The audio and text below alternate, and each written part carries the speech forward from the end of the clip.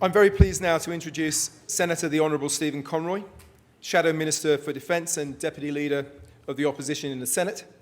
Stephen was born into an Air Force family in Ely, United Kingdom, and moved to Australia into Canberra when he was 10 years old. In 1997, following the resignation of Gareth Evans, Senator Conroy was appointed to the Senate representing Victoria. After serving in a number of opposition portfolios, upon election of the Rudd government in 2007, Senator Conroy was appointed Minister for Broadband Communications and the Digital Economy, a position he held up until July 2013. In May 2010, he was appointed as the founding member to a United Nations Commission, the Broadband Commission for Digital Development. Senator Conroy is a sporting fanatic, and this will be no surprise to people that know Senator Conroy. He was a national volleyball representative and as a teenager, and he's actually been the president of the Volleyball Victoria since 2004. Please join me in welcoming the Shadow Minister for Defence, Stephen Conroy.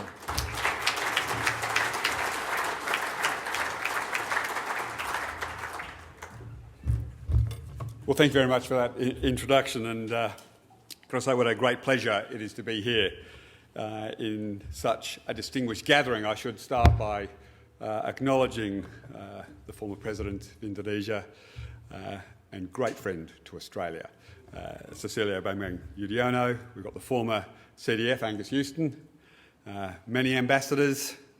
I see in the room Warren King, former head of DMO, Peter Rees, I understand, is here, Robert Hill, former ministers, and of course, someone who needs no introduction to any of you as a great friend and mentor in this particular policy area to me, Kim Beazley. So I hope that gives you great confidence in the positions that Labor takes on defence issues. And of course, I wanted to acknowledge ASPI's and Peter's great contribution to the strategic policy and public discourse in this country. And I note in particular the work of Peter Jennings and Andrew Davies as part of the Defence White Paper expert panel. Today, I've been asked to speak about the opposition's priorities on what appears to be the eve of an election in July, and our priorities and differences in the context of the 2016 Defence White Paper. So I'll touch on some of the areas where Labor has identified priorities and differences. However, in the spirit of bipartisanship, it is just as important to acknowledge and to focus on what unites us. Labor is committed to a bipartisan approach to national security and defence matters. This was our starting point for the Defence White Paper and why we have been broadly supportive of it to date. Despite a revolving door of defence ministers and assistant ministers, Defence has produced a white paper that makes informed and sensible judgments about the geostrategic shifts underway and the future security challenges we will face. The Defence team, led by Secretary Richardson and Air Chief Marshal Binskin, should be congratulated on their efforts. In particular, Labor strongly welcomes the White Paper's support for our alliance with the United States as the foundation of our national security and defence arrangements. We also welcome the White Paper's focus on increased engagement in the Indo-Pacific region, building on the pioneering work of our Defence White Papers in 2009 and 2013. And we support the government's decision to deliver on its promise of raising defence funding to 2% of GDP, acknowledging that defence needs certainty to prepare for a range of challenges now and into the future. I will touch on these three areas and more in my remarks today, and I hope that I will leave you with a greater understanding of my approach and Labor's approach to defence. So Labor strongly believes that Australia's special relationship with the United States remains firmly in our national interests, and that an engaged and active United States is a common good for our region. That's why we strongly support the White Paper's commitment to strengthening our alliance with the United States. We believe that a strong and deep alliance is at the core of Australia's security and defence settings. Labor has been at the forefront of evolving the alliance to respond to new and emerging challenges. This includes extending the ANZUS Treaty to cover cyber threats and increased bilateral cooperation in space. And it was under the Gillard Labor government that Australia and the United States agreed to the Force Posture initiatives in our north. These initiatives will improve interoperability between Australia and the US forces and provide new opportunities to work together with regional partners. They are also an important expression of Australia's strong support for the US rebalance to our region, which will help to support and preserve stability from which Australia and the region has benefited so much. These are the areas, I'm pleased to say, the 2016 Defence White Paper has also identified as defence priorities. So much like Labor's 2013 White Paper, the 2016 White Paper has a strong focus on the Indo-Pacific region. In 2013, Labor's White Paper noted that a new Indo-Pacific strategic arc was beginning to emerge and that Australia's security environment would be significantly influenced by how the Indo-Pacific and its architecture evolved. Similarly, the 2016 White Paper identifies a stable Indo-Pacific region and a rules-based order as one of the three strategic defence interests. Indeed, the maintenance of a rules-based order is mentioned over 50 times. So Labor will continue to be a strong advocate for the maintenance of a rules-based order. And as I have said in the past, I believe that Australia and other like-minded countries should act to support the international system, particularly when it is under pressure in our own region. That's because I recognise that Australia has benefited enormously from the international system and believe its maintenance is essential to our economic and national security interests. So the centrepiece of the 2016 Defence White Paper is a commitment that will see defence funding increase to 2% of Australia's GDP by 2020-21. Labor has previously urged the government to set out a credible trajectory to 2% of GDP that is capable of bipartisan support. And we believe that a credible funding trajectory is in Australia's national interests because we acknowledge that defence needs certainty to prepare for a range of challenges now and into the future. And we support the funding decisions taken in the White Paper to ensure that Australia maintains a regionally superior ADF with the highest levels of military capability and scientific technological sophistication. I'm on the whole supportive of the White Paper, but I do have some reservations, chiefly with its implementation. Quite rightly, the White Paper reaffirms the importance of the US alliance to our national security settings. It also stresses the importance of the US rebalance to security and stability in our region. Yet the Abbott-Turnbull government has largely neglected the US Force Posture initiatives in our north, a key expression of our support for the US rebalance.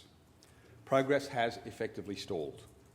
Infrastructure remains unbuilt, negotiations on cost sharing have been drawn out, and prospects for further enhancing these initiatives at the present seem distant.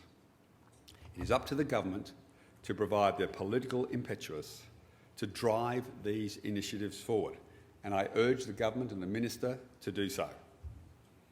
As I noted earlier, the White Paper's focus on a stable Indo-Pacific region and support for the rules-based global order is welcome. Yet when the system has come under pressure, as has occurred in the South China Sea, the government's actions have not matched these words. At first, it tried to imply Australia was conducting freedom of navigation operations by using carefully constructed language. And when that was exposed, it switched to simply refusing to explain government policy at all. By contrast, I have been clear that our Defence Force should be be authorised to conduct freedom of navigation operations consistent with international law. And finally, with respect to the White Paper's funding commitments, I simply make the point that the commitments are fully costed, but not fully funded, as the government continues to try and claim. Fully funding these commitments will take discipline, goodwill, and a strong commitment from successive future governments. And Labor will be a willing and constructive participant in that endeavour. Funding certainty will be fundamental to ensuring the ADF has the tools that it needs to protect Australia and its interests and remain a world-class defence force. Over the next decade, maintaining Australia's competitive edge will become more challenging. We will require a force at the cutting edge of electronic warfare, intelligence, surveillance, reconnaissance and research and technology. We will need a defence force that is networked and equipped with fully integrated and secure systems. And we will need to manage data on a huge scale while maintaining its integrity and security. Emerging areas like space and cyber will continue to pose new challenges, and we're very pleased to see in the 16 White Paper it's continuing Labor's pioneering work in these areas. It also recognises the transition that is occurring towards increased use of unmanned systems. For the time being, remotely piloted systems will complement crewed platforms, but the long-term trend is likely to see automated and remotely piloted systems take an increasingly prominent role in force design. So notably, the White Paper includes acquisition of an armed medium-altitude unmanned aircraft, which will require the development of methods of use that accord with Australian community expectations. And while Labor has been broadly supportive of the White Paper's approach to maintaining our capability edge, we do have some concerns which I now wanted to touch on. The White Paper acknowledges that the modernisation of our maritime capabilities will be crucial. And after all, we are a maritime trading nation. We're pleased the government has acknowledged that Labor was right in our 2009 and 2013 White Papers that Australia needs 12 submarines, even if it has taken 2.5 years and every other option to be investigated and finally dismissed to reach this point. Valuable time has been lost as the Abbott-Turnbull government has lurched from broken promise to bad decisions. Before the election, Tony Abbott promised to build the future submarines in Adelaide. Once in government, as we all know, Mr Abbott made a captain's pick to acquire the submarines from Japan. The political fallout from this decision in South Australia forced Mr Abbott to invent a risky and rushed competitive evaluation process, a process which Labor has been highly critical of. And more than a year later, as we head to the election, we still do not know where our future submarines will be built, with the White Paper leaving open the options of an overseas or hybrid build. So Labor again calls on the government to immediately rule out the overseas and hybrid build options and build the future submarines in Adelaide. By contrast, we've made it clear that if elected, Labor will only consider the local build element. So Labor welcomes the White Paper's commitment to establishing a continuous build of naval surface ships.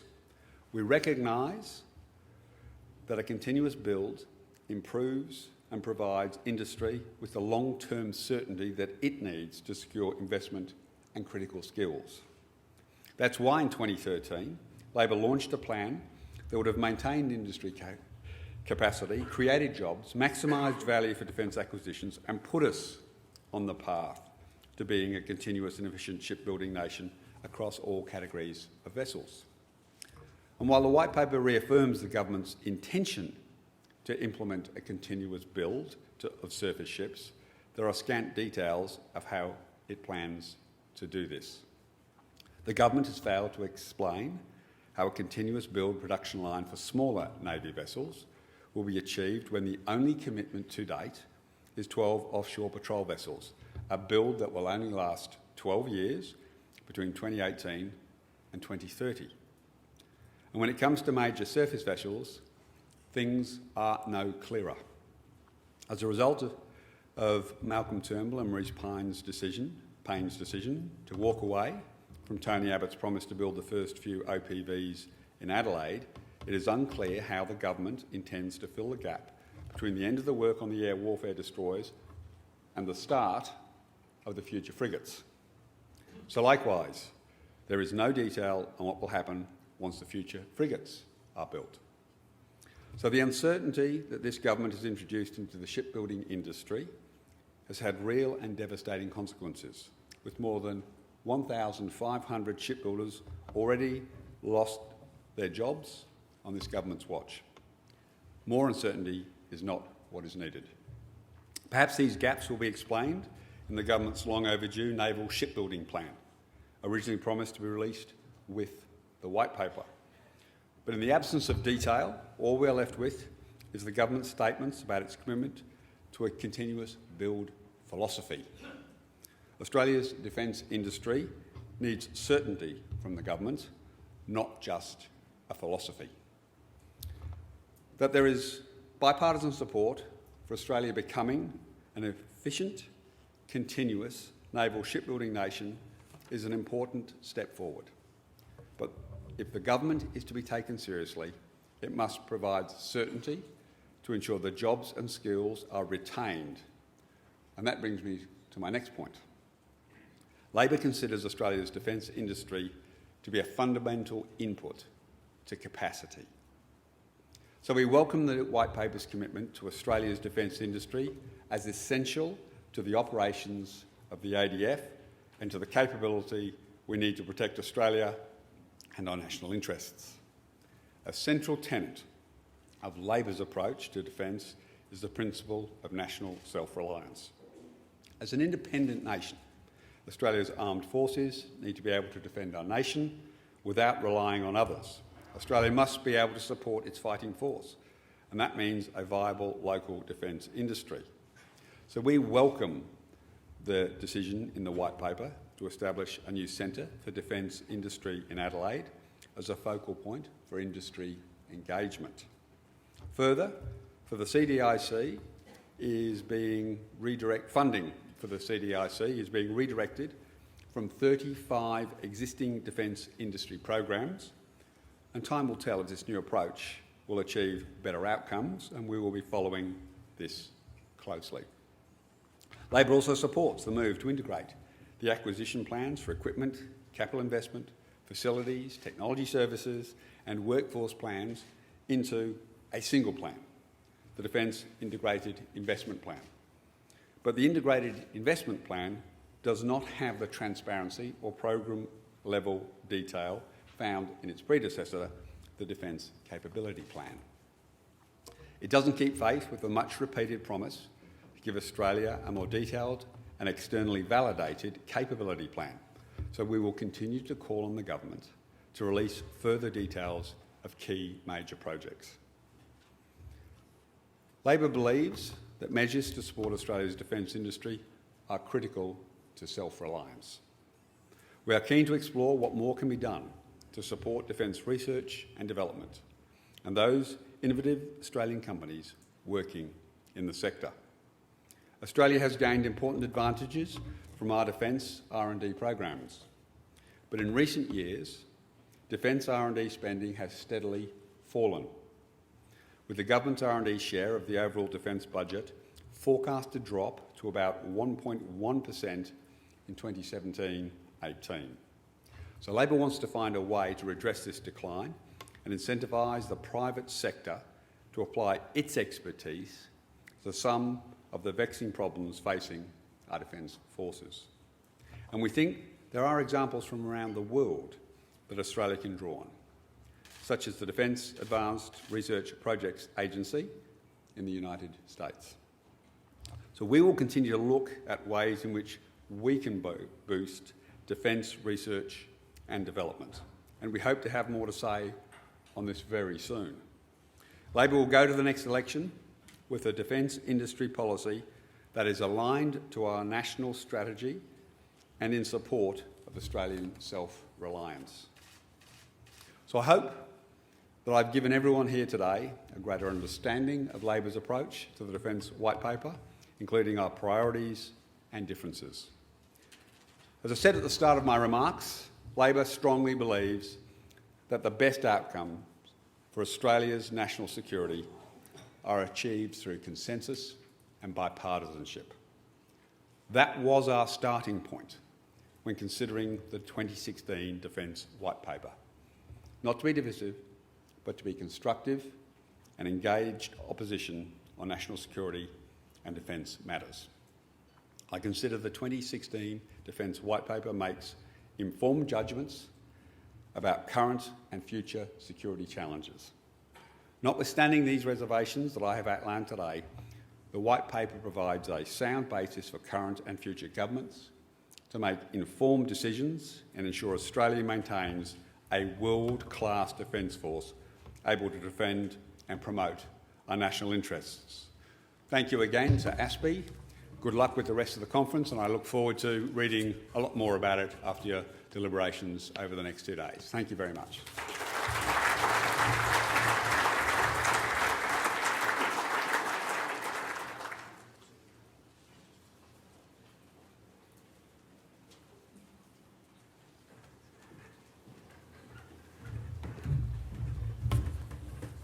Well, ladies and gentlemen, I don't know about you, but I get the sense the next election is going to be a very interesting one from the point of view of defence and security policy. It's quite a while since we've really had an election where defence issues are going to be as high profile as they are.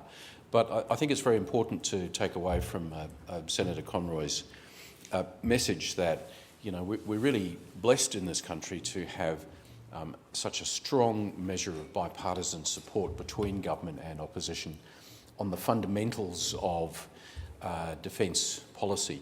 You know, there are quite a number of developed Western countries that would be seen to be counterparts of Australia in equivalence terms, where in fact you don't have that. You actually have some quite major divisions of approach between governments and oppositions.